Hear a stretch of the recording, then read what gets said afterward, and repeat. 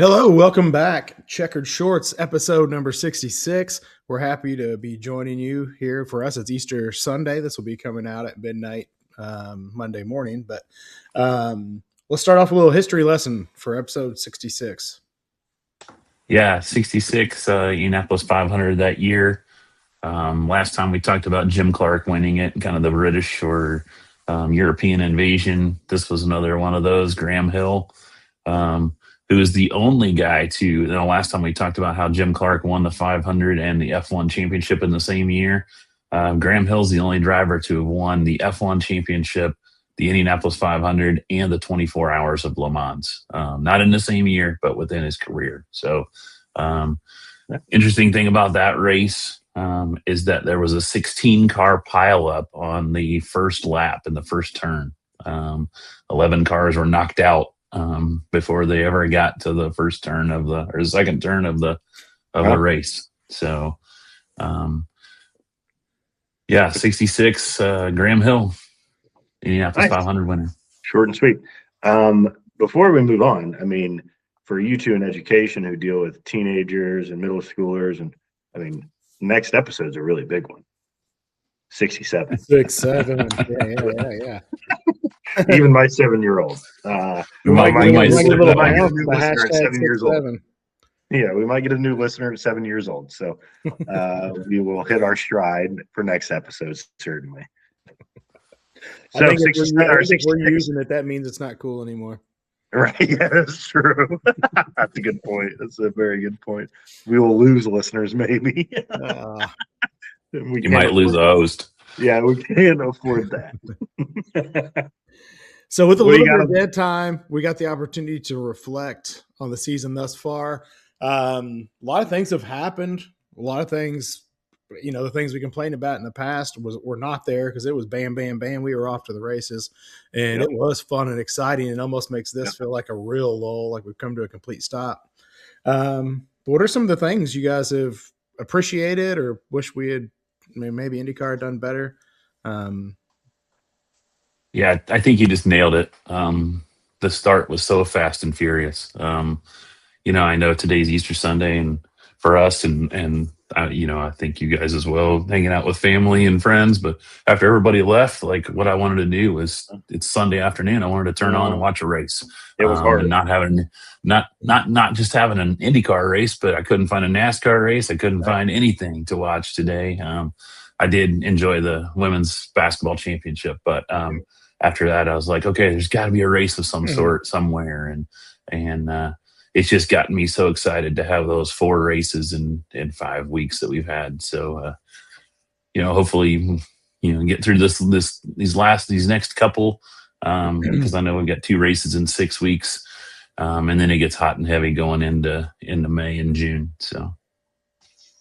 Yeah, I think it is improvement. Obviously, I mean, beggars can be choosers, but we got a really good start. You're going to have a lull in this, and especially on an Easter Sunday. So if you even take that nobody's doing anything on this Sunday. So take that one out. We're still doing much better in the long run. I think if we can keep this pace for the years to come, add even 1, maybe 2 more, IndyCar will be off to the races, certainly. I think the big headline is, and I guess can bring some excitement, but it's Palou still dominates, but the points are tight.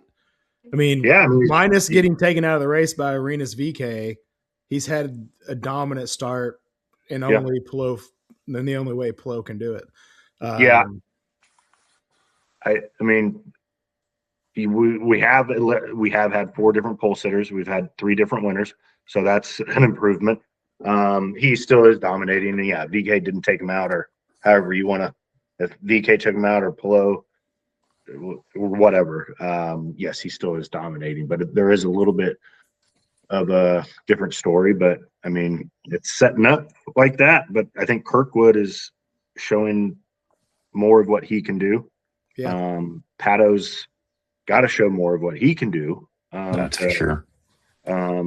So it's a little bit of the same, but there's a lot of differences too, I think. Yeah, I had on my list of things to talk about, like the competitiveness of of the season. Even, I know Pelot's had a couple of victories where he pulled away, but neither one of those were like set. Like Sure. we had the Lingard at Yep. Barber. The St. Pete race was competitive. Yep. Kirkwood with what he did at Arlington. Yep. Obviously, the Milwaukee race was a great race. So I love the competitiveness. Like you mentioned, the amount of pole winners, the amount of race winners.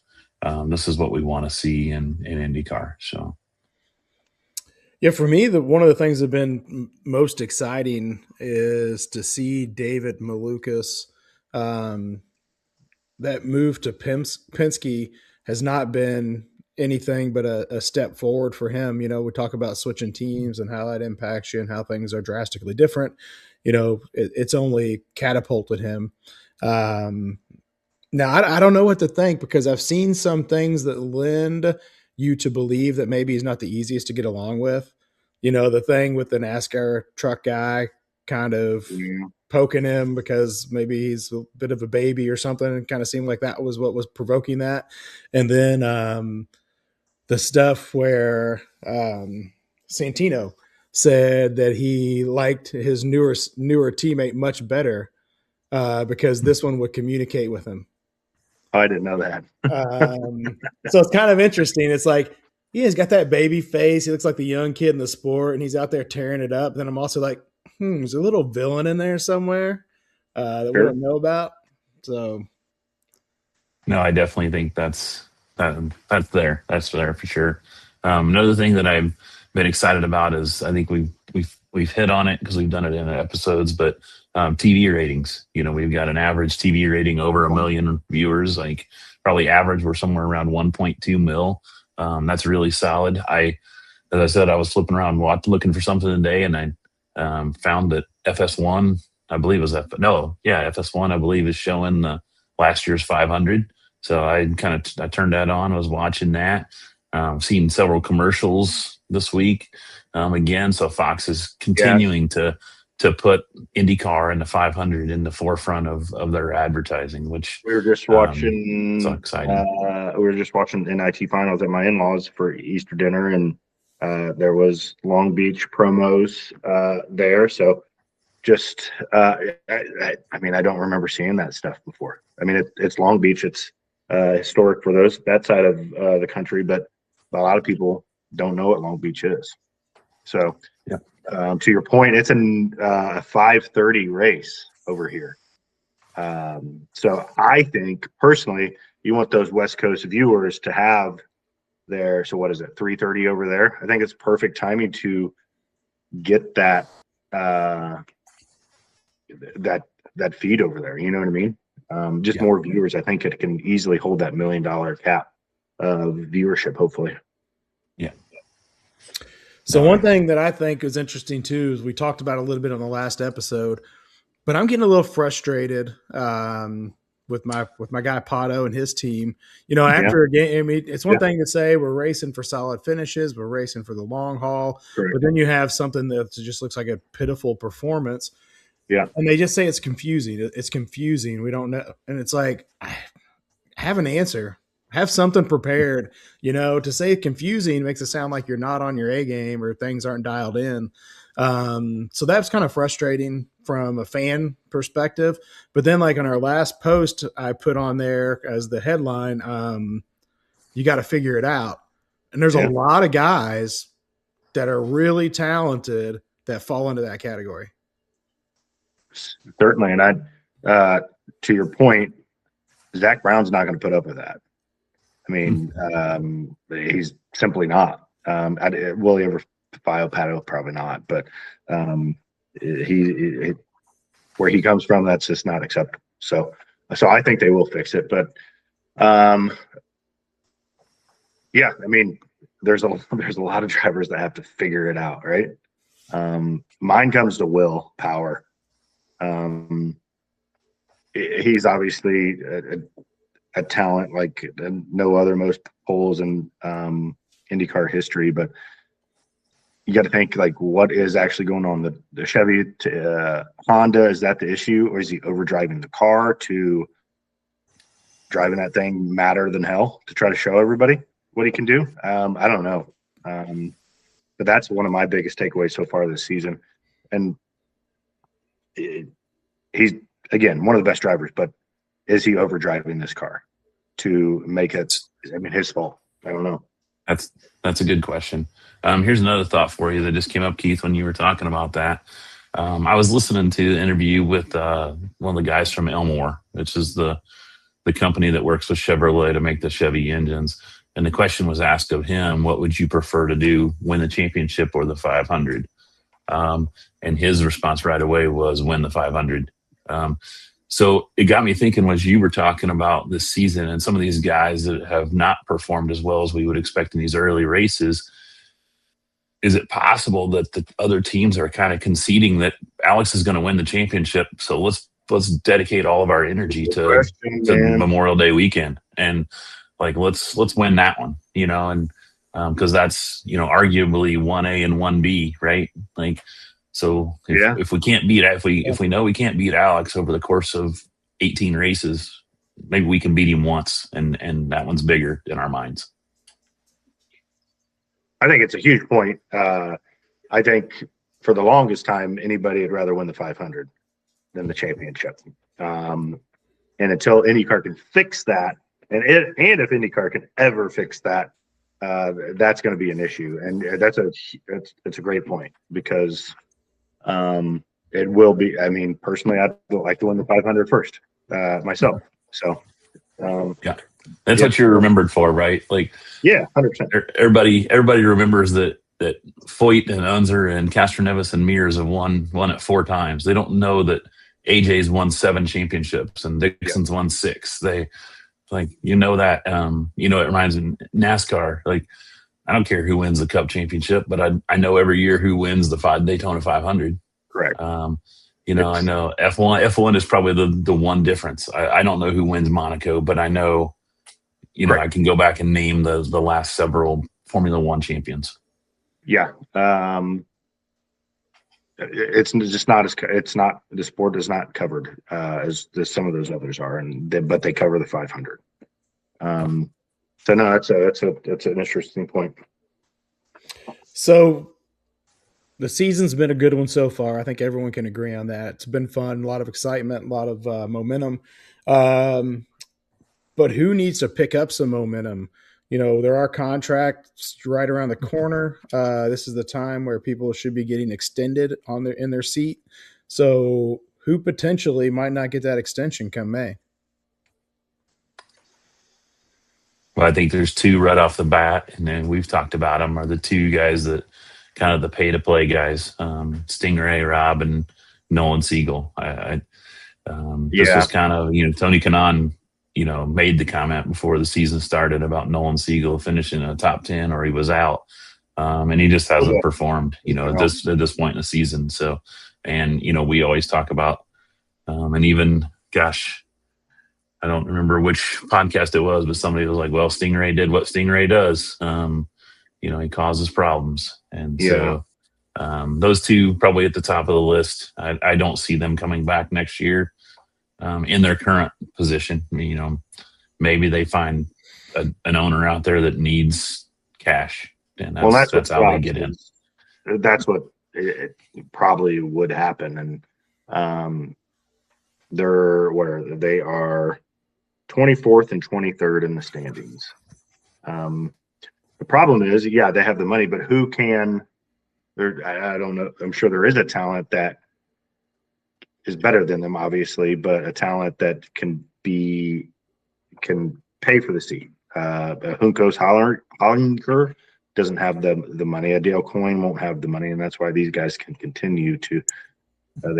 They have the $20 million, whatever it is, to play. Yeah, but that's got to be why Nolan Siegel's seat is hottest, right? Because Arrow McLaren, probably they got. It's to your advantage to have someone who's willing to pay, but you could also put someone really that could perform in that third car, and then they could have a third car making a difference on the track. I agree with you. But they took Malukas and Colin Milo out of that seat and put Siegel in it. And maybe that had something to do with the Polo piece at that time, the lawsuit and not knowing what the financials were going to be on that. I don't know, but it seemed like there was a need for money from them for at least a little bit there. And Kiffin Simpson's a pay to play, but you're right, he is, but he'll always be right. But why? You know what I mean? Like, he's 18th. I think he's a substantially better driver than those two, but he's not rocking the socks off of. He's not in the top 10, 15 right now. That's a good point. I don't normally think of him in the same thread, but I should. He's not. You're right. Good point. The other guy that stands out to me is Rasmussen. I mean, he's done terrible. Obviously, the ovals are his niche, but he's nowhere to be found. He's 22nd. Yeah. ECR has never been good at road courses. Always been really good at ovals and the big oval at IMS, but I mean, holy smokes. ECR is supposed to be advancing, and everybody thought they were, but you can't be 22nd after 4 races. Certainly. I think another one, you mentioned the big oval. I think another guy that we had on our radar was Marcus Ericsson. Do you guys feel he's done enough so far this year I was about to keep say his seat? some people have heated up their seat and some people have cooled it down. I think he's dialed back the temperature. He's I'd put him as honorable mention as doing better. Like a Malukas, I think a Newgarden since last year have taken big strides. Ericsson's taken a little stride, if you will. That's where if you want to categorize it. Is it enough to keep Dennis Hauger behind him, to keep a guy like Marcus Armstrong from sliding into his seat? And that's a good question. Like a silly season, it can never start too early. But that's a really good question. Like an Armstrong in that seat.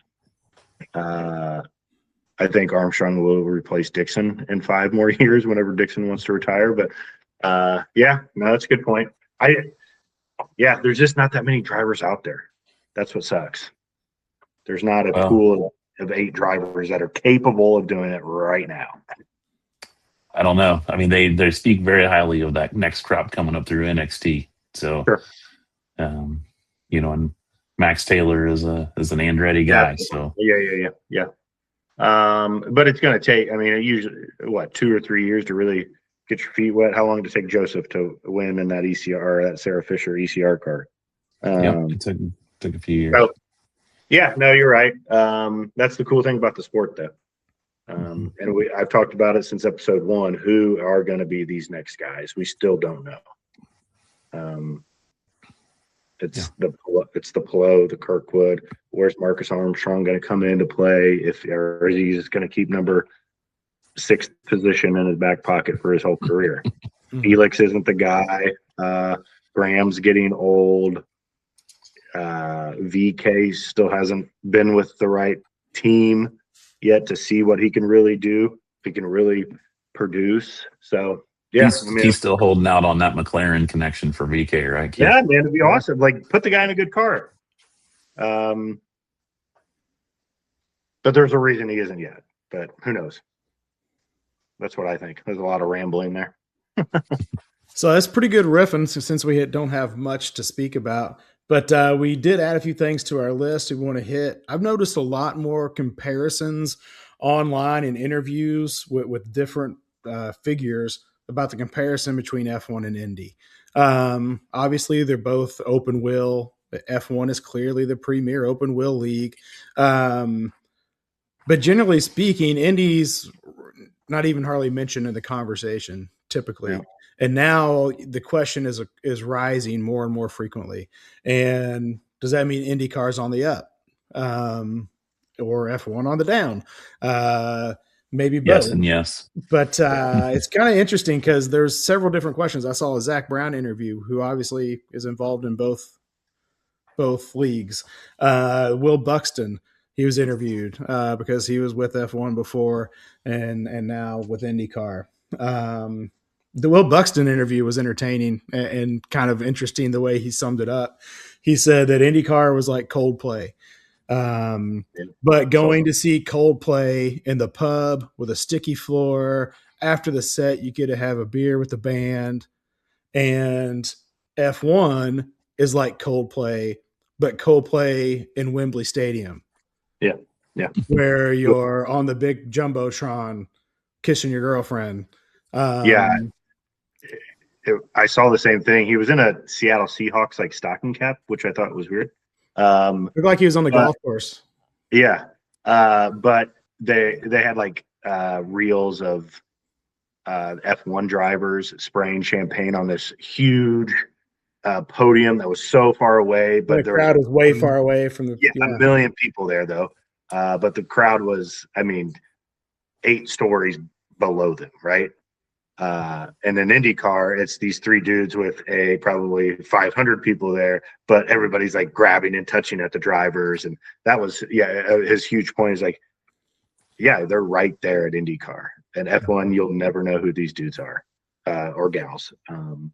So it's a huge point. And I think that you can make this kind of the same thing with NASCAR. They're more available, but it's still we've said it before and we've experienced it. These dudes are approachable. They're coached really well. And it's their job to get fans to keep fans and get fans like us. Mm-hmm. Yeah, definitely. Keith, you hit on it too, though. We've seen what Fox and IndyCar have done to promote the series. It is definitely on the up and up. We talked about the competitiveness of that. F1 has made some really, really poor mistakes in the last year and a half, including the new rules package has really destroyed the racing. And when you make your drivers unhappy, then the fans start to feel that, and that's exactly what they've done. IndyCar, for the most part, works with their drivers to develop things, and F1 seems to make those decisions outside of driver input. Verstappen, I know we mentioned it, is threatening to leave, like seriously threatening to leave. He doesn't need to stay. He's set up for the rest of his life. When your star driver, a multi-time champion, is threatening to leave with arguably the biggest team, you got to fix that. If Pato was threatening to leave IndyCar, they would immediately try to fix it and remedy that situation. And not good on the F1 front for sure. Well, and then Zach Brown, he's got his foot or toe in both waters. He said something about in the F1 meetings, he's always referring back to what IndyCar is doing. You would think when he's in the IndyCar meetings, he'd be referring to what F1 is doing, but he said that's not the case. He's in those meetings and he's making reference to what IndyCar is doing in their decision making and what they're doing with the sport instead of the opposite. Well, that's interesting because 2 years ago he was doing the opposite, right? Like he had written that white paper and was taking the success that F1 had from COVID with when they came out with their Netflix special, and so he had been very critical of IndyCar and promoted, and IndyCar took notice and they made some changes, and so it's interesting now that Zach has kind of flipped his view on that. Yeah, we both ways. No doubt we have a long way to go to ever come. We'll never come to F1 rankings, and F1 will probably never come down as close as what IndyCar rankings are. But if we can take some of that piece of the pie and just show off that there's good racing. Don't watch Barber maybe, but there is some really good racing and there is some good drama and some storylines in there. But I think too, another piece, F1 is a worldwide series, and so you're drawing from all over. IndyCar competes with NASCAR and has for a long time, dominated NASCAR as far as viewership until the split in 96. But NASCAR also has lost some momentum. And so IndyCar has been there to pick up the pieces. Yes. And so as F1 and NASCAR keep making bad decisions, if IndyCar keeps moving and just using some common sense, they're gonna continue to grab viewership. Just as I watch NASCAR because I like watching racing. You know what I mean? It's vice versa. For somebody who likes watching NASCAR, we'll watch an IndyCar race. Hook, line, and sinker. You know, that's what we need to do. So. Yeah, so for future episodes, when we have breaks like this, we've talked about what to do. We had some suggestions, and then we had some ideas amongst each other. But we excited to announce we're going to have some episodes with guest hosts, and we're also going to have some episodes with interviews. So we got some interviews lined up with some people that have connections to IndyCar teams. So we can tease that a little bit. That'll be a lot of fun. So look forward to using those pod episodes to fill in the gaps between races. It's awesome. Sure. Can't wait. Yeah. Excited. Just some, insight of some stuff that we don't know that just insight to the sport would be pretty cool, I think. All right. Thank you guys for joining us. Episode 66 of Checkered Shorts. We'll catch you again next time. Next week.